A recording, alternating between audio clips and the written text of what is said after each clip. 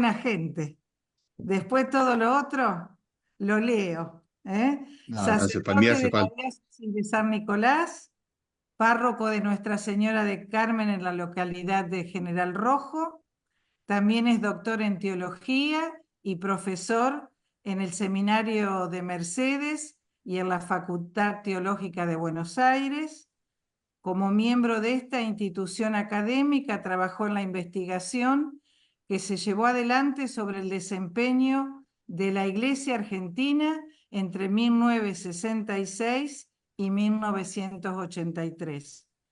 Esta obra fue un pedido que le hizo la Conferencia Episcopal Argentina a la Facultad de Teología y salió publicada en 3 tomos bajo el título La verdad los hará libres. Ponce, de quien va a hablar, fue obispo de San Nicolás entre el 66 y el 77. Así que seguramente esta obra puede ayudarnos a conocerlo y a conectarnos con su legado. Adelante, Fabri. Bueno, encantado. Muchas gracias por la invitación. Yo voy a compartir la pantalla para hacer un poco más ameno el texto que preparé para comunicar y para generar la conversación con todos los que se sumaron. Son unos cuantos por lo que veo, así que buenísimo. Son algunas placas con algunas frases de algunas de las cosas que preparé como síntesis para el material. No sé si están viendo bien ahí, ¿se ve bien? Perfecto. Bueno, comienzo aclarando un poco el título de la charla, conversando también con Aníbal, con Adriana, con otros.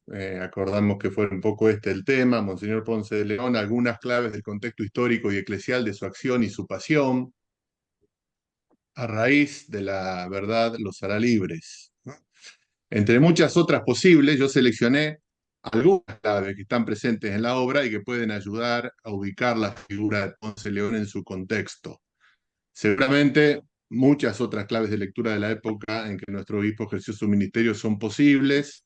Yo solo voy a señalar algunos elementos del contexto, como dice el título, contexto histórico, político y eclesial, conjugados con algunos datos del último ciclo de su biografía, cuando fue obispo de San Nicolás, entre 1966 y 1977, como decíamos recién.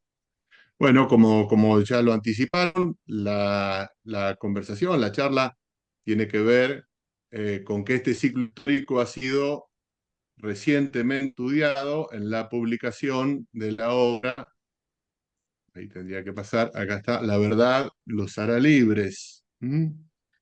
Esta trilogía en 3 tomos que le pidió la CEA a la Facultad de Teología y en la que trabajamos 4 curas de la diócesis, ¿sí? José Carlos Camaño, Quique Bianchi, que está aquí, Omar Alvado y yo, ¿no? El lapso elegido en la obra va de 1966 a 1983, ¿sí? Y tiene una mirada simultánea de lo secular y de lo eclesial, de lo civil y de lo eclesial. El punto de partida es el 66, precisamente porque en ese año se produce la Revolución Argentina, que duró hasta el 73, el periodo del gobierno democrático del 73 al 76, y el proceso de reorganización nacional, donde se cometieron los terribles crímenes del terrorismo de Estado, y muy presumiblemente también el de nuestro obispo, según el proceso abierto en la justicia. Por eso la segunda entrada del título, ustedes ven, tiene que ver con la acción y la pasión de Monseñor Ponce, y en los capítulos que a mí me tocó trabajar, en el tomo 1 y en el tomo 3, un poco elegimos esta tríada que acompaña de alguna manera el análisis de la época de ideas, acciones y pasiones, ¿sí? Para entrarle a la época es fundamental entender cómo están relacionadas y cómo de alguna manera traccionan juntas las ideas, las acciones y las pasiones. Son de algún modo inseparables, ambas cosas, ¿no? La idea, yo preparé bastante material, pero la idea es que pueda darse un diálogo posterior a la presentación Ya les digo, quiero ofrecer algunas claves para quedarnos pensando y conversando. Ustedes dirán si se hace largo, alguno me avisa y me callo. ¿Eh? Son 3 puntos y los voy a organizar de esta manera. No sé por qué no pasa por acá. Tendría que pasar.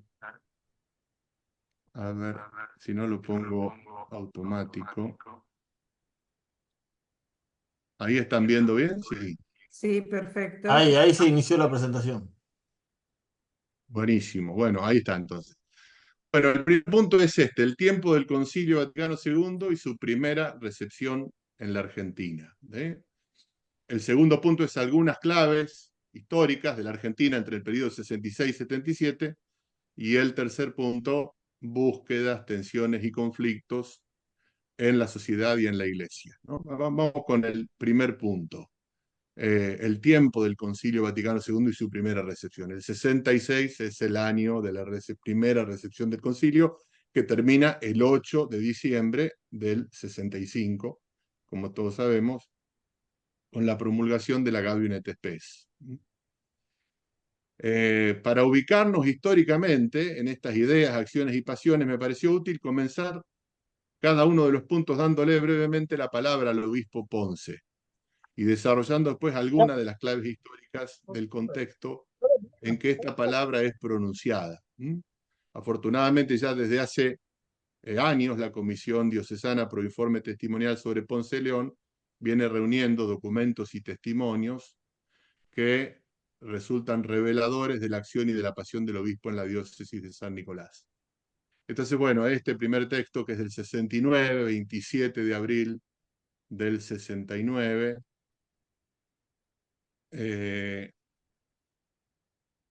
allí, como ustedes ven, dice en una carta a los sacerdotes de la diócesis que pidió que fuera leída a todos los fieles en la misa del domingo, en momentos de muy sensibles cambios en una iglesia llena de vida en Cristo, que una iglesia llena de vida en Cristo busca servir al mundo de hoy, adecuándose a las transformaciones de la época, se exige de todos nosotros una fidelidad inquebrantable a la fe.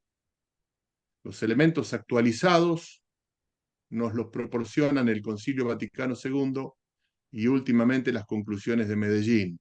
A nosotros nos corresponde revisar muchos conceptos y términos que hasta ahora los usábamos en un sentido, pero que han sido enriquecidos, ampliados y desarrollados con el aporte de toda la Iglesia. Entonces, el primer punto, precisamente, el tiempo de la recepción del concilio en Argentina. Ni más ni menos que el tiempo jubiloso, ahí está Ponce en la foto del concilio, de, de la vida del obispo en la diócesis de San Nicolás, cuando llega a mediados del 66, inicia la recepción del concilio y, bueno, y la recepción y el ajuste de toda la pastoral, de alguna manera, al espíritu del concilio, marcado por la Gaudium et Spes, el gran documento pastoral del concilio, que tiene su número 1, que tienen allí en la placa, como una clave de interpretación de todo el concilio, de alguna manera todo el contenido doctrinal y pastoral que ofrece el concilio. Algunas cosas que yo encontré antes y que por ahí vienen bien. Ponce es nombrado el 15 de junio del 62 como auxiliar de Salta. Eso significa que puede participar en todas las sesiones del concilio. Es consagrado el 15 de agosto del año en el que el concilio se inaugura.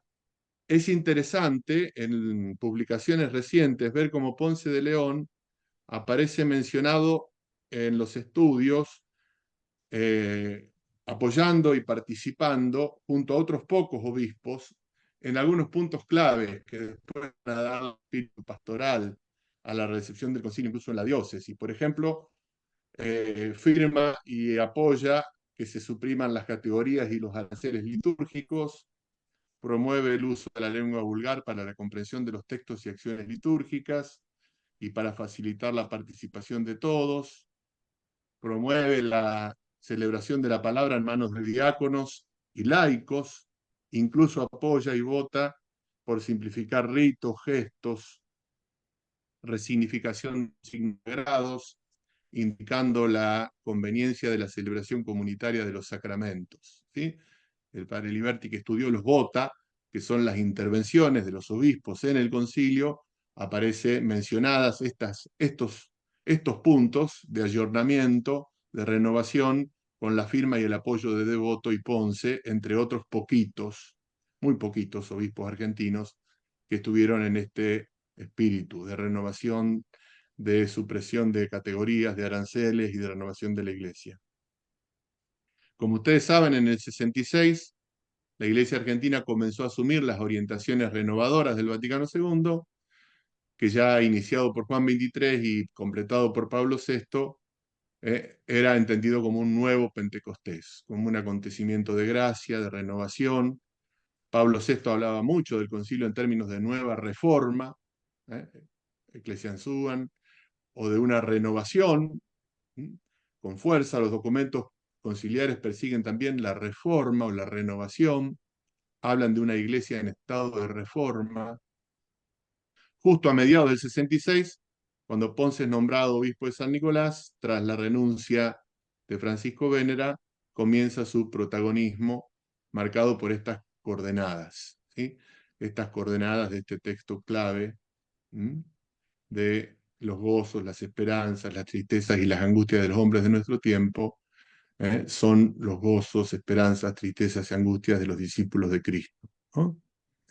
Populorum Progressio fue el documento que marcó inmediatamente también el clima de recepción conciliar con toda fuerza, el desarrollo de los pueblos, como lo dice en su título, y fue de inmenso impacto sobre los católicos latinoamericanos, sobre todo su mirada sobre el problema de la pobreza y el desarrollo internacional, ¿sí? Es un documento que se anticipa a los planteos de la teología de la liberación, que sostiene que las causas de la pobreza derivan del desarrollo desigual entre las naciones, ocasionados por antiguos y nuevos colonialismos. Las condiciones de miseria extrema eran consideradas como un peligro para la paz. Estoy poniendo ideas o de alguna manera espíritus que van generando la recepción de estos documentos y que marcan de alguna manera la época. Voy a sacar la pantalla completa porque me impide ver el número de la ficha y seguirla bien. Ahí está. Creo que ahí se ve bien también, ¿no? Sí, se ve bien. Bien. Popular por eso es un documento importante para la recepción latinoamericana y argentina, porque precisamente va a marcar también el espíritu de la segunda conferencia general del episcopado en Medellín, ¿no? Por este número famoso y muy presente en el clima de la época, de toda la movilización social de la época, que si bien Popular Progreso rechaza la violencia como solución sociopolítica, debido a los males que provoca, dice en el número 31, que ella podía ser legítima en ciertas circunstancias históricas, en caso de tiranía evidente y prolongada, que atentase gravemente a los derechos fundamentales de la persona y damnificase peligrosamente el bien común del país. Este va a ser uno de los puntos más debatidos y discutidos en la Argentina posconciliar, especialmente por los movimientos más renovadores y más contraatacados y contrarrestados por otros sectores de la Iglesia, ¿no? Estamos poniendo algunas categorías y claves de la época.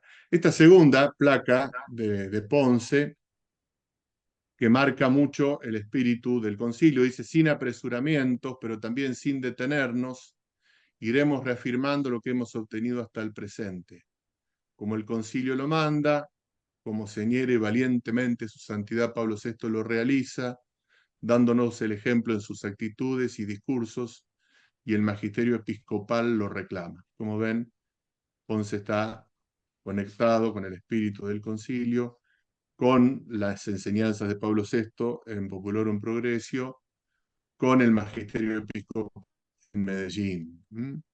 De una manera especial, los documentos de Medellín marcan mucho el clima episcopal de los obispos más renovadores de la época y más atentos al espíritu del magisterio, como el nuestro, como nuestro obispo Ponce. Allí en Medellín, la introducción al documento dice: la Iglesia Latinoamericana, reunida en esta conferencia, centró su atención en el hombre de este continente que vive un momento decisivo de su proceso histórico. De este modo ella no se ha desviado, sino que se ha vuelto hacia el hombre, consciente de que para conocer a Dios es necesario conocer al hombre. La Iglesia ha buscado comprender este momento histórico del hombre latinoamericano en la palabra que es Cristo, en quien se manifiesta el misterio del hombre.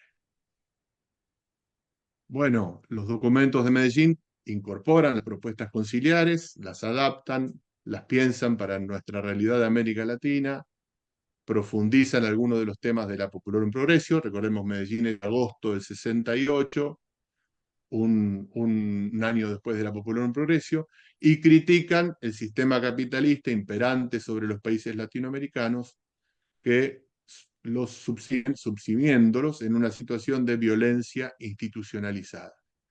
Frases y textos de Medellín como todo proceso de magisterio.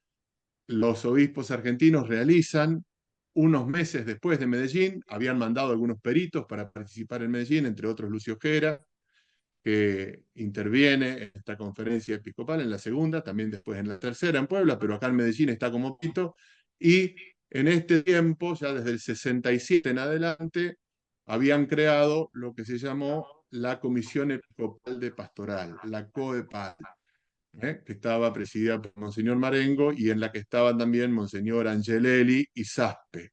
Esa Comisión Episcopal de Pastoral tuvo un equipo de peritos, desde el cual ellos se proponen, y están las reuniones de sus conversaciones y de sus charlas, tener una recepción argentina de Medellín, escribir un Medellín argentino, así como lo llamaban.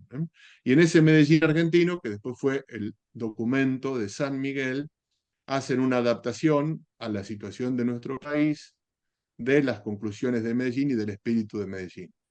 Entre ese equipo de peritos estaba Rafael Tello, Gerardo Farrell, Justino Farrell y muchos otros, incluso un equipo de laicos y también de religiosas que participaban mensualmente, conversando y analizando la situación, haciendo encuestas, recibiendo informes de la diócesis, animando de distintas maneras la renovación conciliar.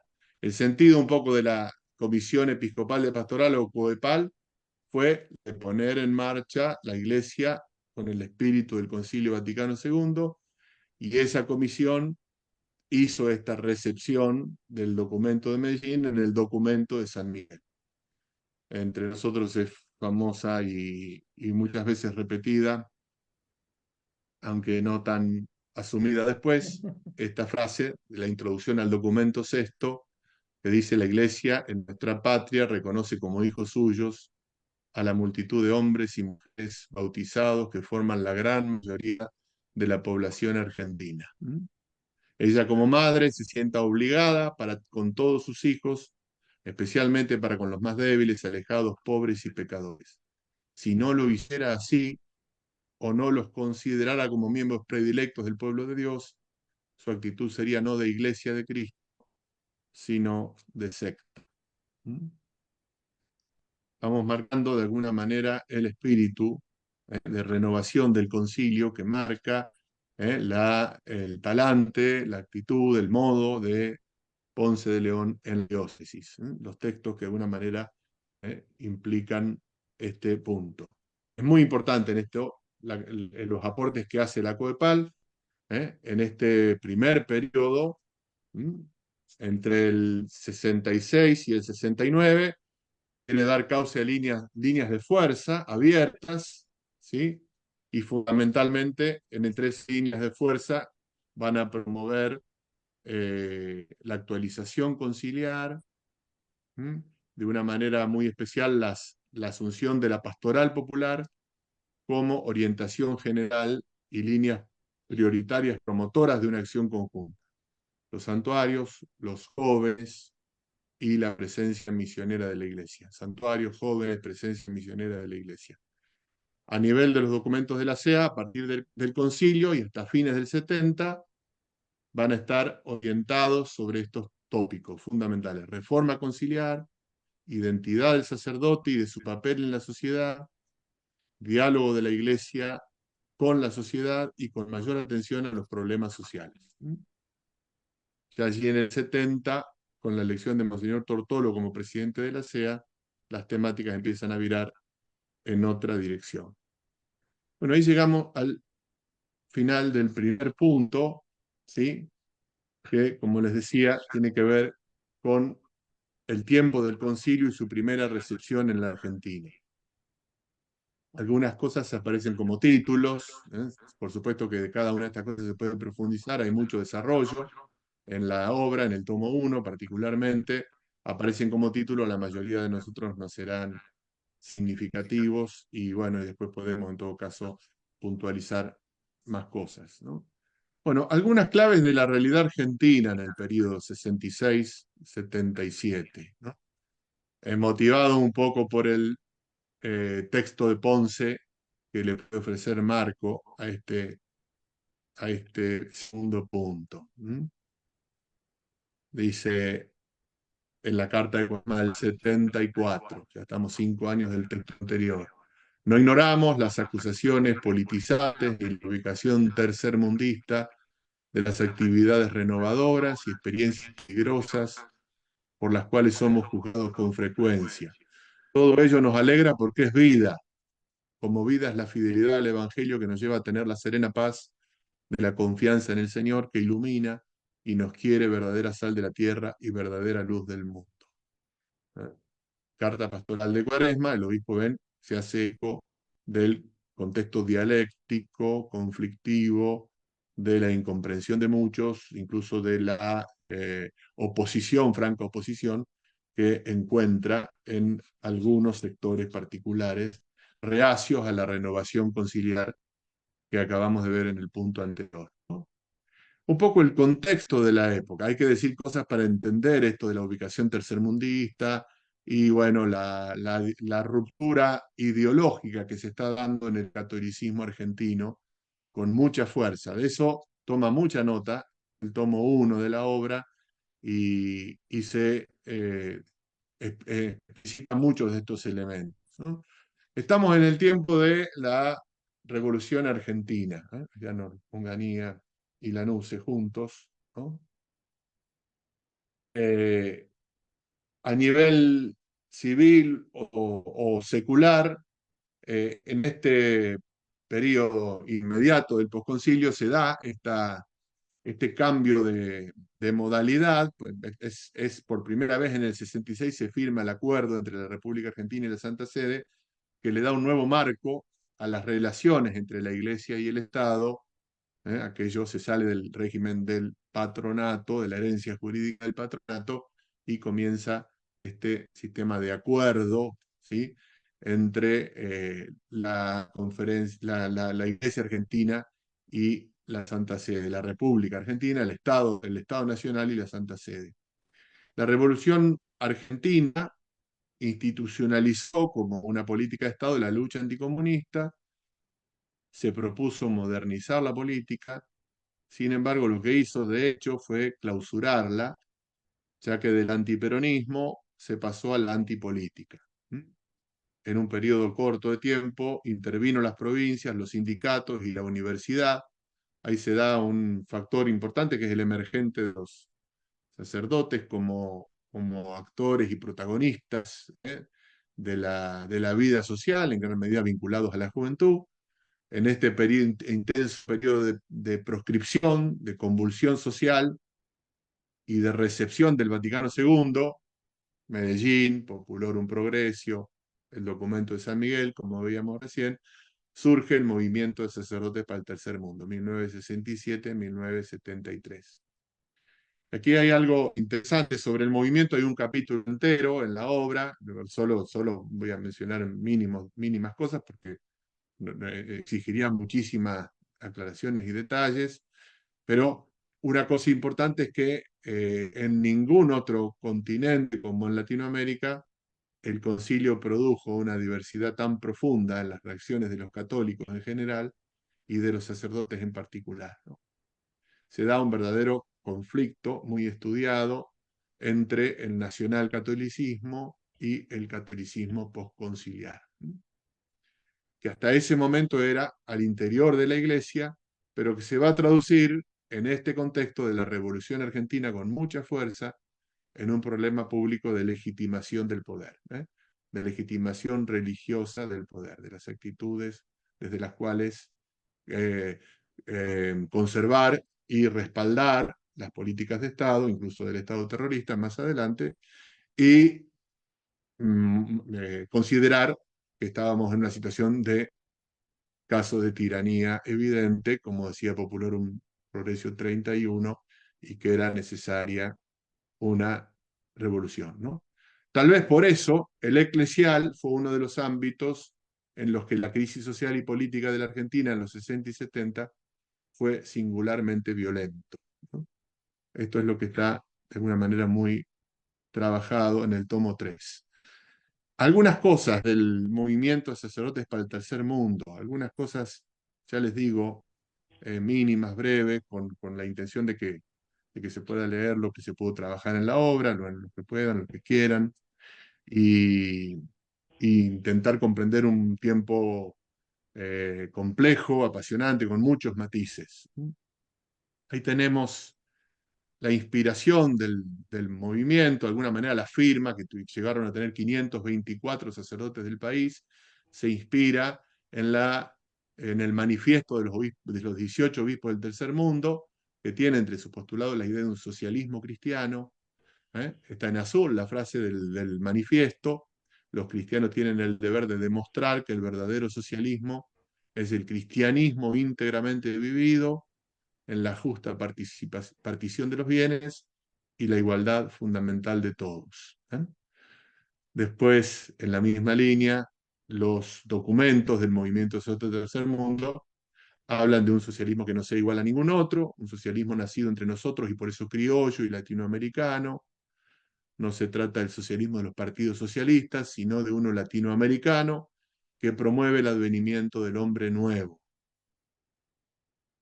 De alguna manera, en torno a esta proyección continental de un paradigma de socialismo latinoamericano, en el clima de la época, la adhesión sacerdotal asumió distintas variantes en el seno de un movimiento federal, complejo, diverso, muy interesante de ser estudiado y de ser comprendido en su tiempo, con mucha fuerza, incluso también en las distintas variantes de descripción o no al peronismo, al proceso de retorno de Perón a la Argentina, y en este sentido también a cómo se lo concibió al movimiento peronista y a su destino en la conformación política de la patria. Bueno, estudiar las ideas, las acciones, las pasiones de los sacerdotes vinculados a los sectores populares, en esos capítulos 5, 6 y 7 del tomo 1 nos permitió asomarnos al proceso de radicalización de la época y a fronteras muy porosas que hubo entre la movilización juvenil católica, los movimientos juveniles católicos, la evolución de la izquierda y el peronismo revolucionario. La palabra revolución a todos los labios, dice un autor por allí, ¿no? La palabra revolución estaba presente en todos los sectores, revolución y contrarrevolución.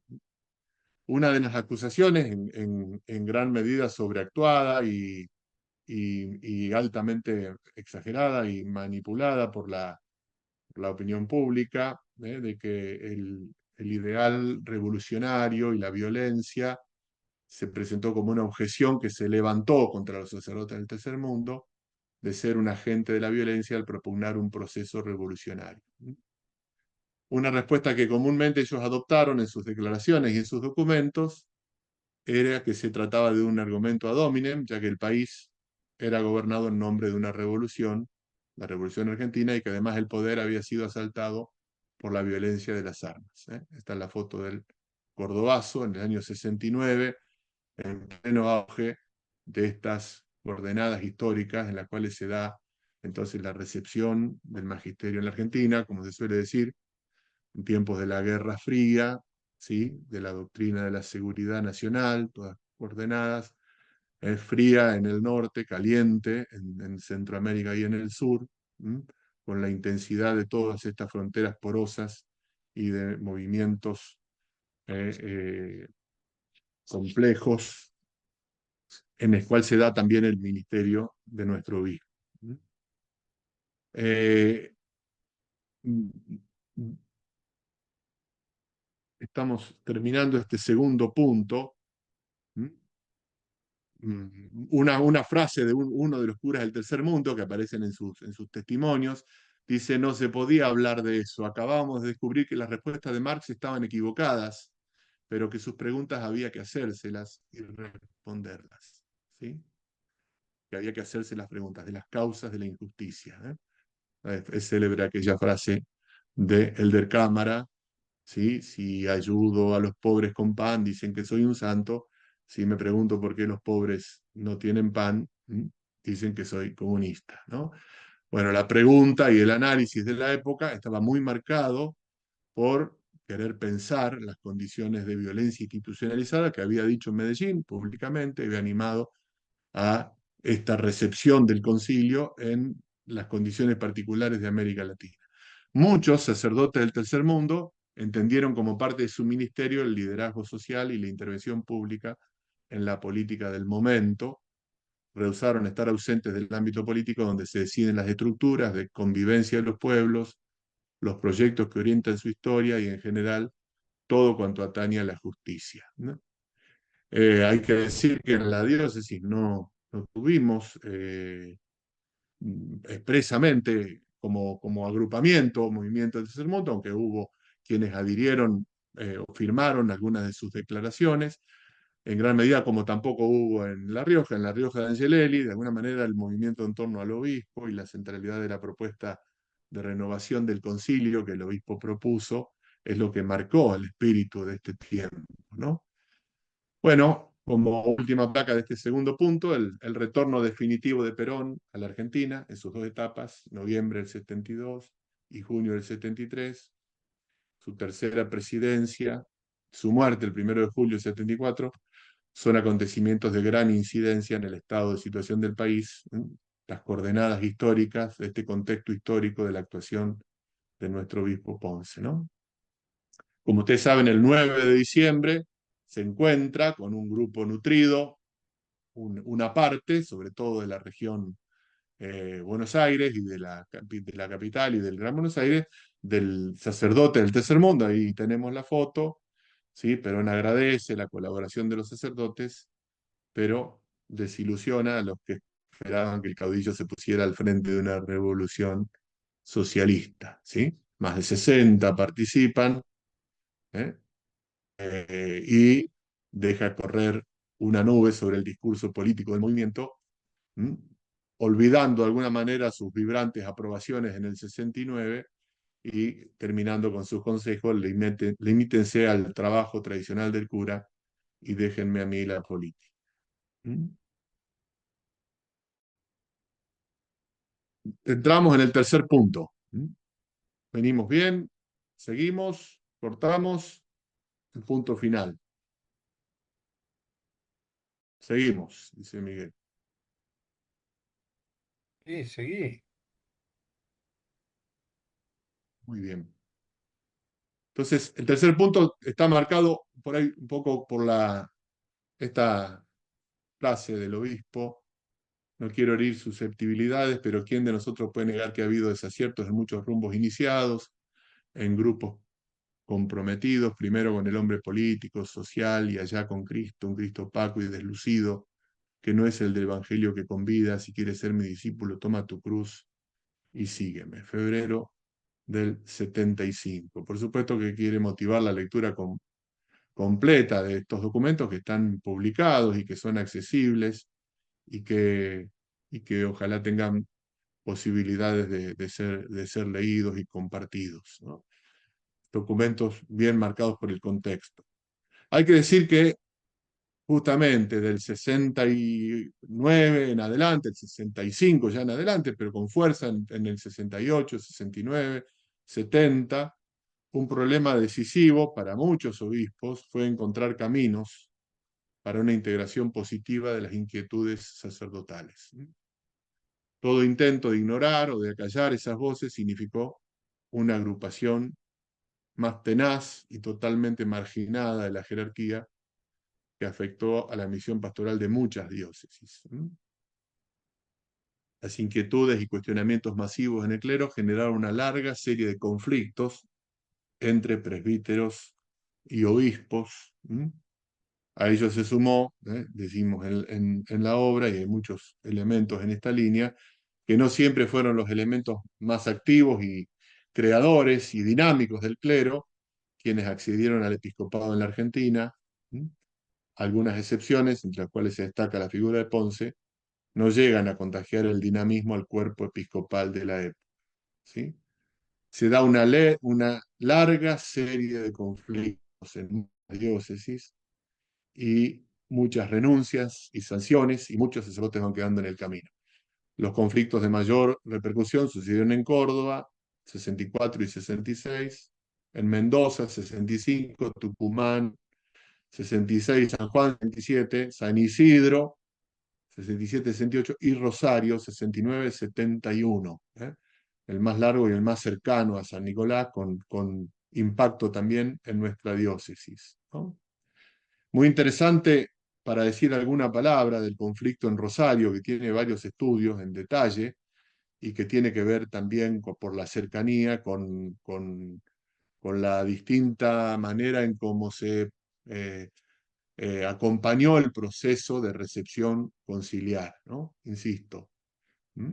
Eh, en Rosario el conflicto fue de los más extensos, de los más prolongados: 30 sacerdotes renunciantes, 17 seminaristas. Los sacerdotes llegaron a tener la adhesión de 53 curas de la diócesis, de entre 120 del total. ¿Sí? Entre las cosas que pedían y decían: queremos que el obispo no resuelva solo los problemas de la diócesis, le decían a Volati. De hecho, en el curso de un año se ha presentado una serie de problemas graves que hubieran exigido una reflexión en común antes de resolverlos. Sin embargo, no se ha tenido en cuenta la opinión del presbiterio y se han resuelto todos los problemas con criterio personal, ¿no? Si bien la problemática posconciliar conllevaba cambios profundos, no modificó en lo básico el planteo monárquico, jerárquico de gobierno de la Iglesia y del poder primario y directo del obispo, ¿no? En contraste con esto, con este ciclo de conflictividades tan agudo, rescaté este testimonio de José Caramán, que está publicado también en el librito que en su momento se hizo sobre Ponce, que dice: poner el concilio en marcha y hacer las reformas correspondientes, que no sean solo las reformas litúrgicas, sino una presencia de la Iglesia en la transformación de la sociedad. ¿Puedo contar con los curas y las monjas?, dice Caramán de Ponce. Fue así como él entregó la conducción a los curas jóvenes. Eso trajo consecuencias, sobre todo a nivel de compromiso social. La diócesis de San Nicolás comenzó a acoger a sacerdotes que tenían enfrentamientos con los obispos. Varios de los sacerdotes rosarinos llegaron a la diócesis y tuvieron lugar en la diócesis. A mí me parece clave no separar los conflictos intraeclesiásticos del contexto histórico y político en que se produjeron, ¿no? Estamos en un clima de radical contestación juvenil, ¿sí? De radical contestación juvenil, que se difundía por todas partes. La consiguiente oleada de reacciones contrarrevolucionarias ofrece un panorama complejo para la actuación episcopal. Además, con todo el perfil que está muy estudiado en el tomo 2 y en el tomo 3 de la obra, del perfil de los obispos argentinos, que en su mayoría fueron bastante reacios a la recepción del magisterio latinoamericano, particularmente de Medellín y después también de San Miguel, ¿no? Como consta en el tomo 2 de La Verdad los hará libres, acá ya estamos llegando al final, el contexto eclesial también estaba inundado por las sombras. En los albores del golpe de Estado, 3 de marzo del 76, durante la reunión de la comisión permanente, se lee una carta del obispo Ponce de León, preocupado por las amenazas de muerte que padecía. Esta denuncia, en lugar de suscitar el apoyo inmediato a un hermano en peligro, derivó en un diálogo sobre la denominada infiltración marxista en la Iglesia y la necesidad, según la expresión de Di Stefano, de poner un poco más de orden dentro de nuestra Iglesia, ¿no? Ya vemos, la acusación de marxista o de tercermundista caía fácil de la boca de muchos de los protagonistas del período desde hacía varios años. Monseñor Plaza, que fue uno de los 12 obispos que fue argentinos a Medellín, al volver dijo que venía de una asamblea marxista, que las comunidades eclesiales de base eran un invento marxista, así que no tenían que tener cabida entre nosotros. Como ven, la ruptura ideológica y el enfrentamiento, las tomas de posición, del endurecimiento ideológico, se hizo muy agudo en este tiempo. Cuando Ponce de León termina muriendo en julio del 77, en el dudoso siniestro vial, que todavía se investiga, solo consta en los archivos una referencia a su muerte en los informes iniciales de la siguiente asamblea plenaria, ¿no? Para terminar, digamos una palabra final sobre el contexto histórico de la pasión y de la muerte de nuestro obispo, del obispo Ponce de León, en los comienzos del terrorismo de Estado, ya un año, 15 meses del terrorismo de Estado. La situación del país era especialmente delicada, ¿no?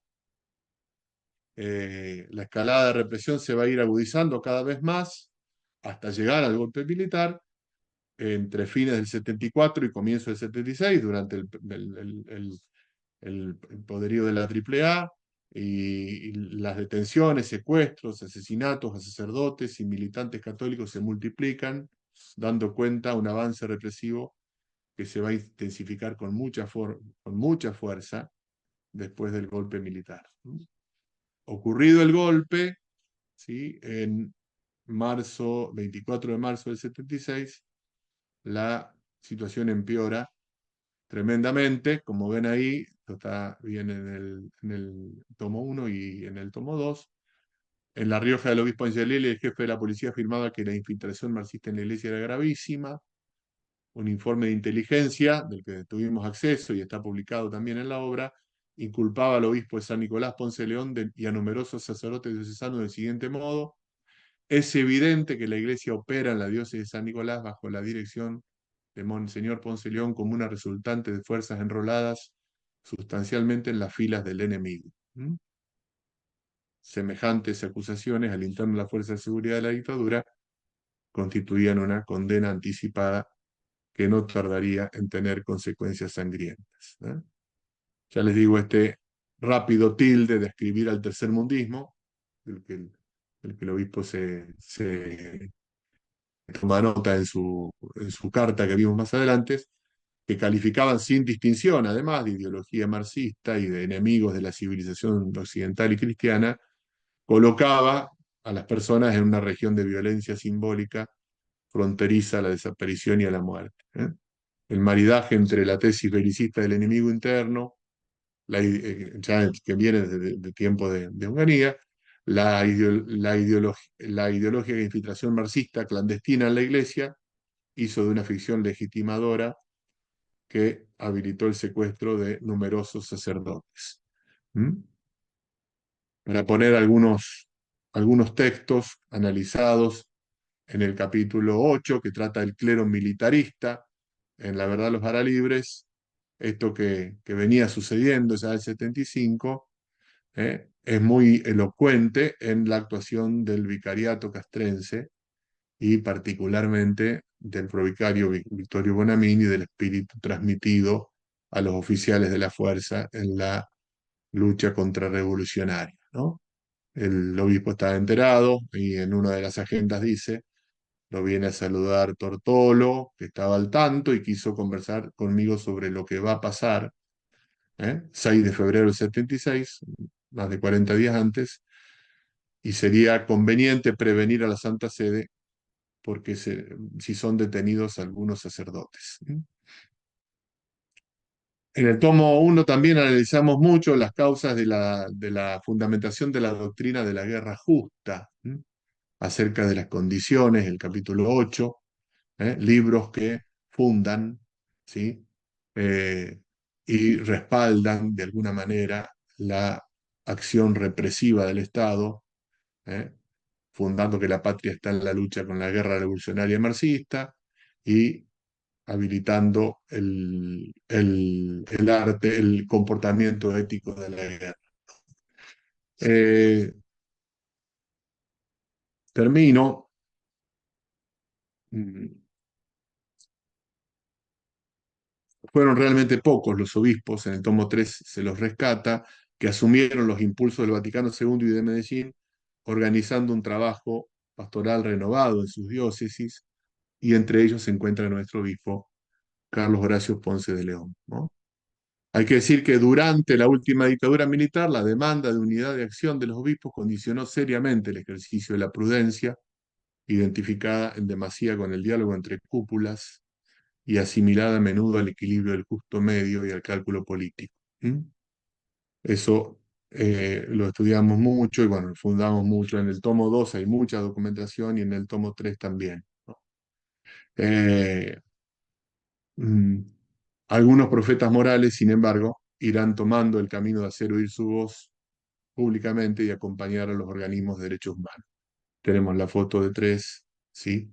Ya no estaba Ponce en ese momento, Angelelli, Saine y de Nevares.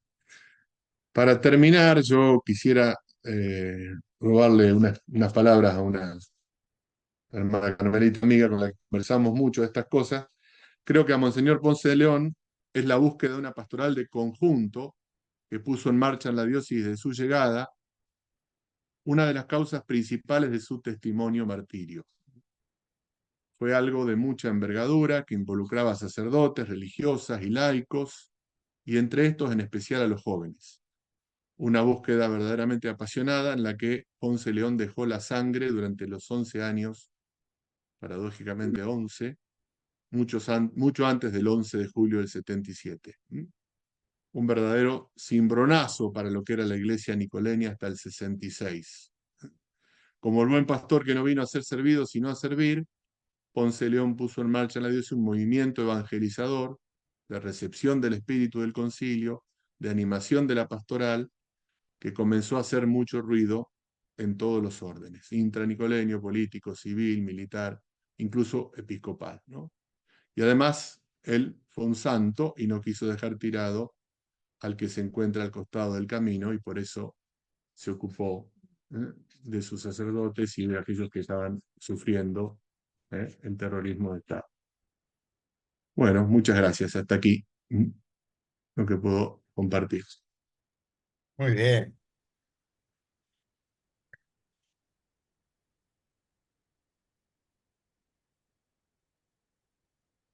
Fue más tiempo del que pensaba, pero bueno, por supuesto, comentarios, ecos, preguntas. Hay muchos protagonistas y testigos aquí. Uno se siente un teórico en medio de tantos protagonistas, así que como quieran y puedan, adelante. No sé si va a coordinar vos, Adriana, o Quique, no sé. Sí, sí, bueno, Quique, que está con la tecnología. En primer lugar, agradecerte por estas coordenadas que nos has brindado, esta semblanza que nos ayuda a comprender aún más la entrega de cosas. Y bueno, Perdón, Adriana, yo escucho muy mal. ¿Ustedes escuchan o No no? se, no se escucha bien, se escucha muy Ah, mal. ¿cambiaste algo del micrófono, Adri? No, Quique, desde ahí, tenemos se escucha mal, no se escucha. Bueno, pero si no, yo retomo la posta, así no demoramos, ¿eh? Bueno, te estaba diciendo, Adriana, agradecerte, eso se entendió, seguramente. Agradecerte por poner a disposición esto, bueno, y por ahí podemos hacer un rato de diálogo, ¿eh? Si alguno tiene alguna pregunta, algún eco, alguna resonancia, podemos hacer alguna vuelta nosotros y después Fabricio retomarlo. Eh, a mí se me ocurría una primer cosa, abro el juego, para pensar, Fabricio, para que vos digas, algo que lo dijiste y que está en la obra ahí, es que la renovación que trajo el concilio hizo en muchos miembros de la iglesia un cambio de actitud frente a otros. Bueno, y eso que puede ser una cosa que uno puede pensar a nivel eclesial, en realidad tuvo muchas consecuencias sociopolíticas y eso tuvo conectado con el terrorismo de Estado. A ver, la pregunta sería esta. ¿Qué cosas de la renovación conciliar que esta gente, estos curas, estos laicos hacían ahora y antes no se hacían, qué cosas fueron las que motivaron terrorismo de Estado? Vos dijiste algo ahí, ¿no? Se los tildaba rápidamente de marxista. Bueno, pero ¿por hacer qué cosas? ¿Eh? Eso me parece que es algo interesante para pensarlo. No sé si alguno más tiene algún eco para darle a Fabricio. Sí, lo que pasa es que también hay que ver el contexto histórico mundial. Indudablemente el Concilio Vaticano II no solo hizo toda una transformación eclesial, sino en un momento histórico mundial, justamente de Guerra Fría y de tensión eh, ideológica muy fuerte. El tema de decirte comunista y era el insulto o algo así, porque estabas de este lado o del otro lado era al revés, ¿no? Yo digo, porque me parece que en todo este contexto también es importante poner lo de Ponce y el Vaticano II, ¿no? Sí, sí, seguramente.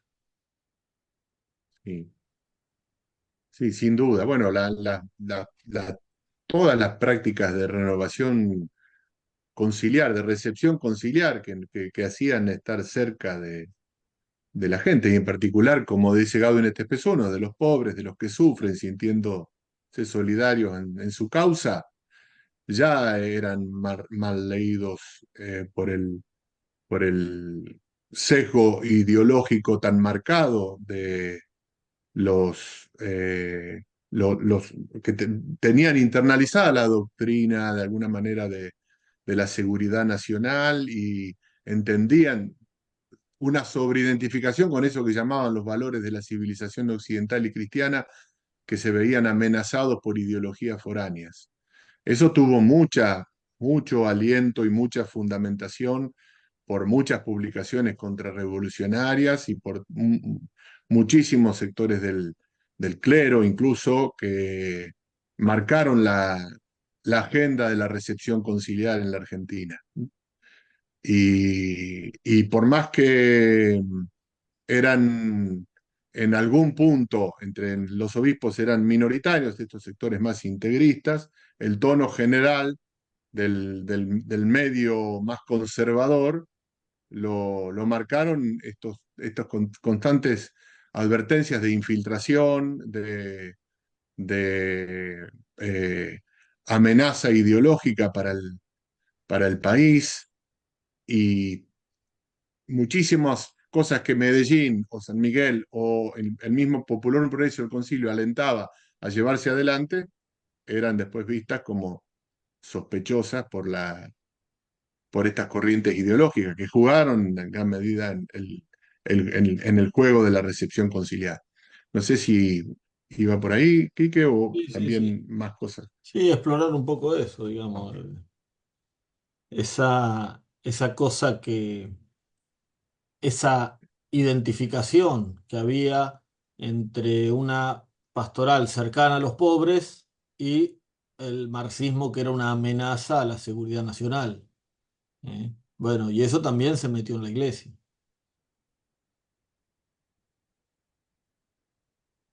Aníbal, ¿vos abriste el micrófono para decir algo? No, lo doy Ah, nomás. está abierto el micrófono. Bueno, bueno. No se queden con ganas de hablar.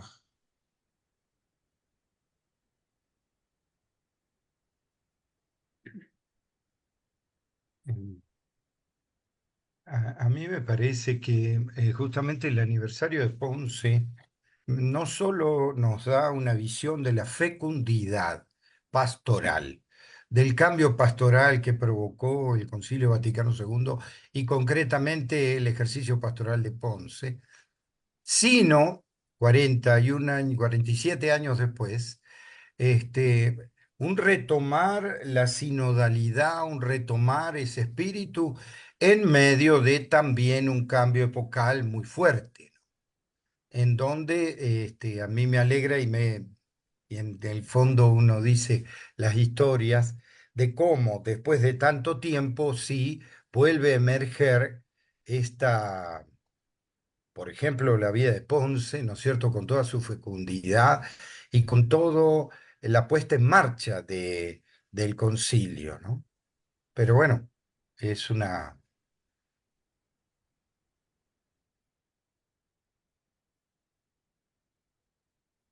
Sí, sí. El concilio es tan grande, la renovación que plantea en el fondo, que todavía falta frutos por dar. ¿Sí? Bueno, lo de Ponce fue un fruto temprano del concilio, si se quiere.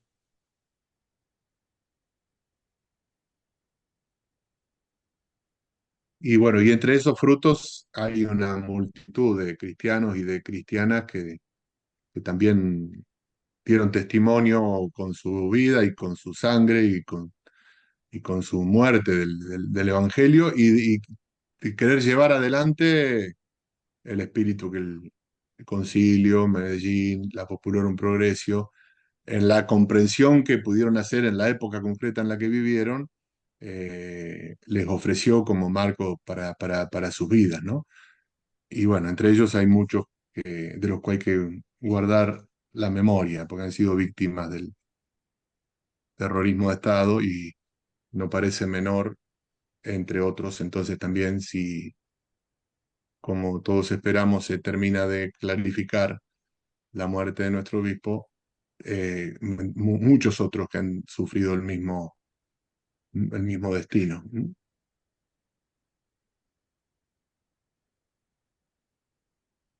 Eh, para mí también sí es como que me llama la atención que recién después de tantos años se reconoce en lo interno que fue asesinato. Y yo digo, tantos años que tuvieron que pasar para ese reconocimiento y justo en un momento en que, bueno, desde el gobierno también hay una vuelta atrás en cuanto a todo lo que es la represión.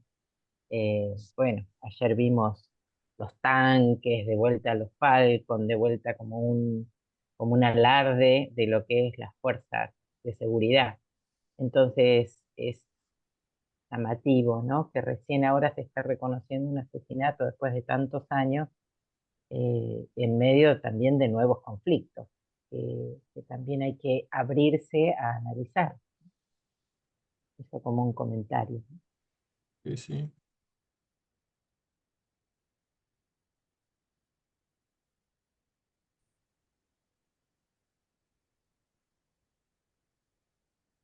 Ahí Miguel hizo un comentario por el chat. No sé si no puede hablar, Miguel. ¿Por qué le pusiste por el chat? ¿Quieres decirlo?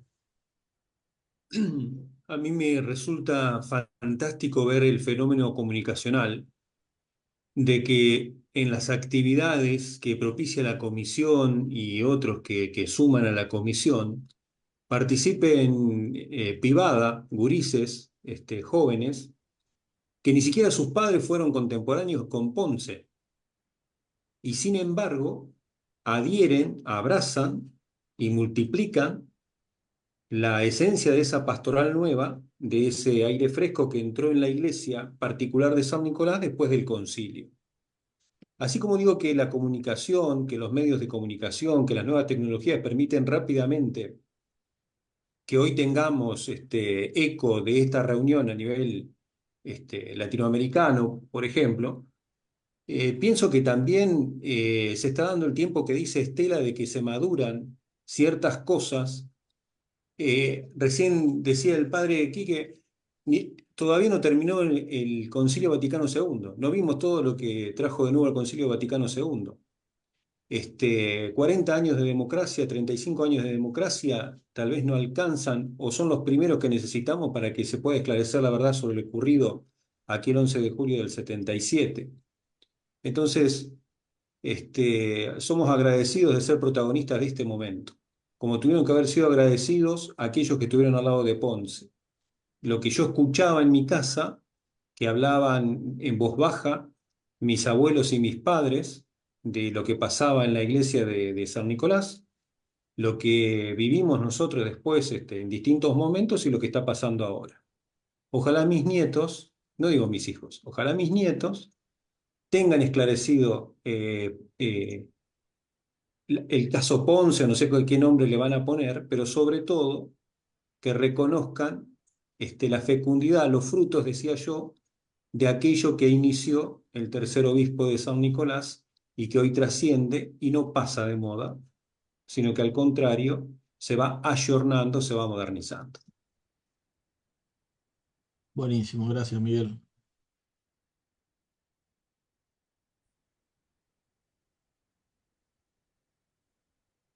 Ciertamente que nos parece a nosotros un montón. Yo lo quiero explicitar porque he vivido, ustedes saben, en culturas latinoamericanas, indígenas, mayas, quichuas, achuar. Indudablemente, ellos, por lo menos en el camino de la vida, me han enseñado que la esperanza no es esperancita. La esperanza es larga, amplia. O sea, esto que acaba de decir Miguel es justamente la funcionalidad de los indígenas, que tienen una resistencia de 500 años, ¿no? Pero que siempre dicen, nuestros nietos van a suceder, va a ser esto. Y en el fondo lo que estamos viviendo es eso. La vida de Ponce la están reconociendo los nietos de los que vivimos ese acontecimiento. ¿Por qué? Porque vuelve, me parece, a emerger el espíritu, la verdad, en medio de un conflicto mundial, latinoamericano más, argentino más, que se está viviendo, ¿no es cierto? En medio de eso resulta que vuelve a florecer espíritus como el de Ponce, que marcaron la historia y que entonces reflejan un compromiso para los jóvenes de hoy. Yo digo porque esto de Ponce me parece que es un tesoro que vuelve a renacer justamente hoy en una época y en un tiempo como el que se está viviendo.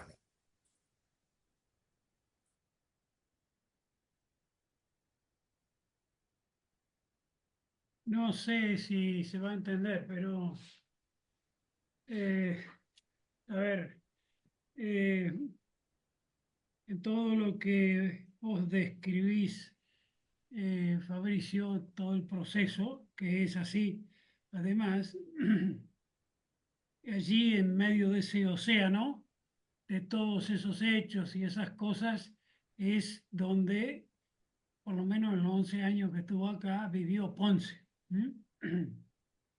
Con el episcopado por un lado, con la situación social por otra, con la política por otra, en fin, ese fue el contexto, ¿no es cierto? Decir, pero ayer, bueno, un rato que charlamos ayer a la tarde acá, yo le decía a la gente que en Ponce había una memoria,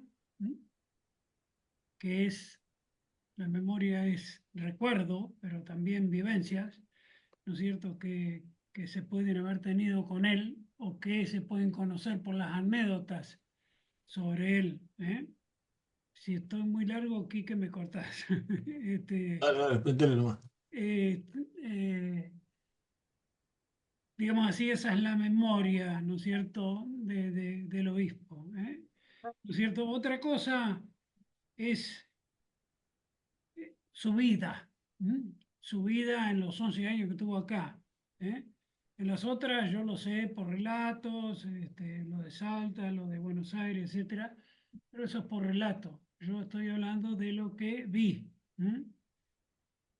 que no es tan fácil describirlo y contarlo en el marco o en este océano, o en este lago, como quieran llamarlo, donde ubicamos la vida de Ponce, que es todo el elemento histórico de ese momento, ¿no?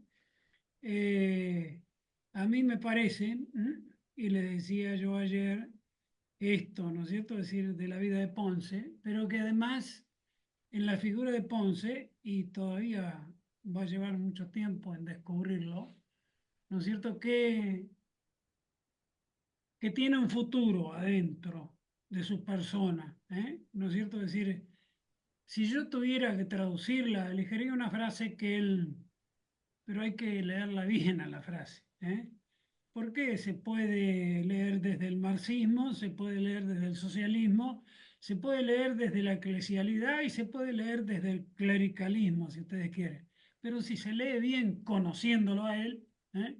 Conociéndolo a él, me parece que muestra lo que es el futuro, ¿no es cierto?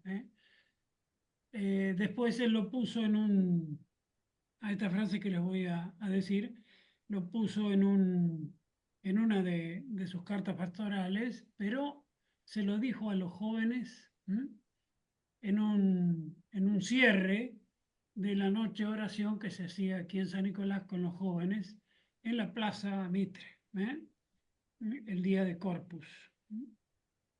No somos ni de derecha ni de izquierda. Somos de Cristo o somos cristianos. Para mí, en esa sí es bien leída, porque bueno, hay que leerla en el contexto de la vida de Ponce. Es decir, que bueno, que tenía para el tiempo en que vivió también muchas contradicciones en muchas de sus actitudes. Contradicciones para el contexto social público, el que estaba en los diarios, el que estaba en la prensa, el que estaba en las conversaciones de los bares, ¿no es cierto? Es decir, rompía un poco eso, que me parece que está encerrado ahí adentro de esa frase. No somos ni de derecha ni de izquierda, somos de Cristo. Pero hablar de Cristo es hablar del Evangelio. Es decir, no es solo el hombre de la cruz, sino que también es el hombre que habló, Cristo, que dijo cosas.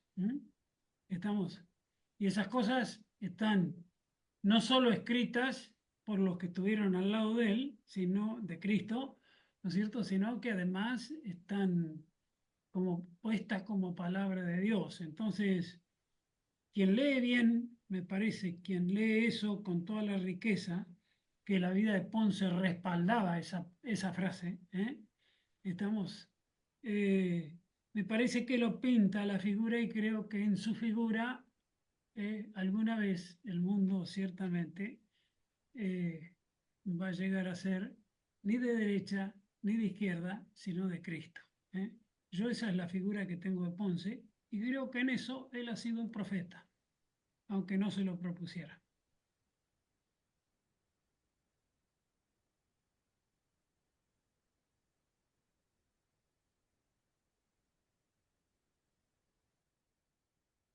Buenísimo, Aníbal, gracias.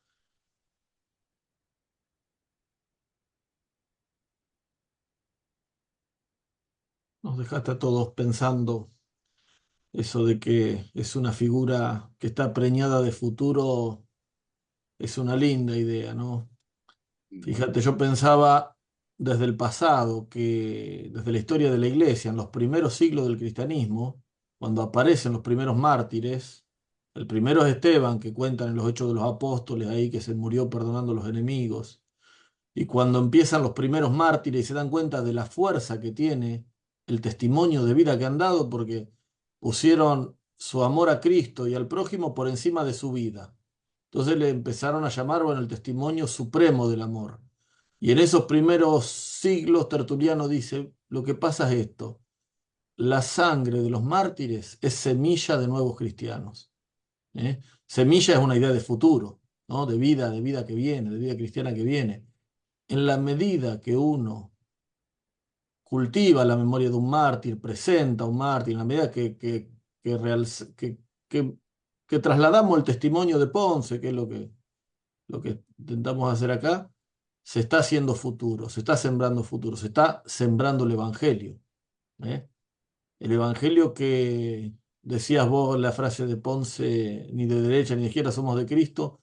Si yo no recuerdo mal, también continúa, cuando lo usan la carta a los jóvenes, dice de Cristo y de su filosofía liberadora del Sermón de la Montaña, de eso tan contracultural que es el Sermón de la Montaña. Bueno, Esa es una verdadera filosofía liberadora.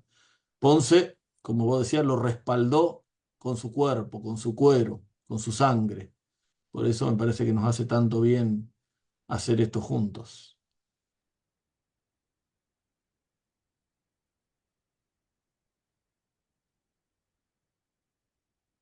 No sé si alguno tiene ganas de decir algo más o están pensando que se enfría la sopa.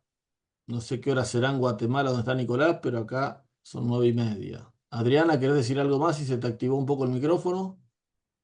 6:30 de la tarde eso. Oh, pero vos estás para el mate. Hora de hora de- Adriana, no, no funciona. No, no, la tecnología ha conspirado en contra tuyo. Pero bueno, no sé, Fabricio, si vos querés cerrar. Si nadie más se quedó con ganas de decir algo, Fabricio puede cerrar y nos despedimos. Estás muteado, Fabricio.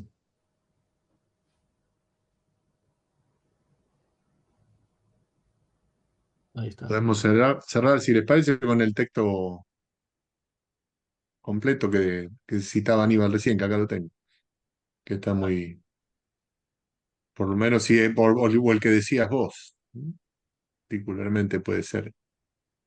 Está en el contexto, dice así.